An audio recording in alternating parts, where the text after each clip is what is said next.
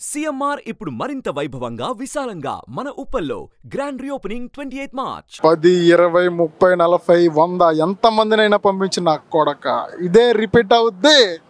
Okay, ఇప్పుడు అంటే చరణ్ గారిది మీకు స్టార్టింగ్ మూవీ నుంచి ఏ మూవీ అంటే బాగా ఇష్టం అన్న? చరణ్ గారు ఇప్పుడుదా రిలీజ్ అయిన సినిమాస్ నాకు బాగా చిరుత నుంచి ఇష్టం.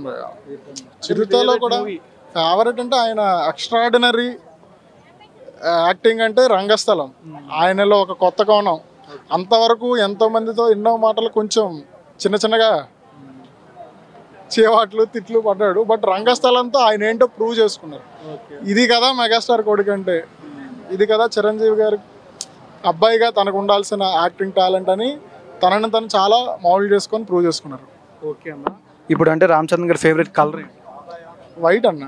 White. Favourite food? Favourite food అంటే ఆయనకి సీ ఫుడ్, చేపలు అంటే బాగా ఇష్టం. ఫేవరెట్ హీరో ఎవరు? ఫేవరెట్ హీరో అంటే తండ్రి తర్వాత ఎవరైనా బాబాయ్ అని కూడా చెప్తారు అప్పుడు. అది ఇప్పుడు యాక్చువల్గా నేను చిరంజీవి గారికి బాగా పెద్ద ఫ్యాన్ని. చిరంజీవి గారికి పద్మవిభూషణ్ వచ్చింది కదా, ఆయన గురించి చిన్నగా రాసుకున్నాను అనమాట. చిరంజీవ చిరంజీవ చిరంజీవ అభిమానుల మనసులలో చిరజీవ, అలుపెరుగుని అసాధ్యుడవు నీవేగా, అసమాన అభినయం నీదేగా, కలామ తల్లి కన్నబిడ్డ నీవేగా, కల కోసం తనుగన్న జన్మ నీదేగా, వ్యక్తిగత గుణం చూసేలా పద్మ విభూషణి నిన్ను చేరేలే, కలామ తల్లి ఈ రోజులా నిన్న చూసి మురిసిందిలే అని చెప్పి చిరంజీవి గారి గురించి రాశాను అనమాట. ఓకే, బేసికల్గా నేను లిరిసిస్ట్ని.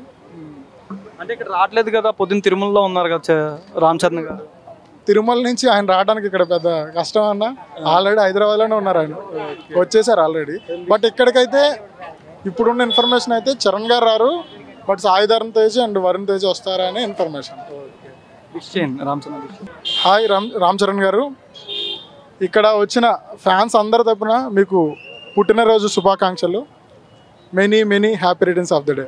సుమన్ టీవీలో మీ పర్సనల్ అండ్ బిజినెస్ ప్రమోషన్స్ కోసం కింది నెంబర్కి కాంటాక్ట్ చేయండి.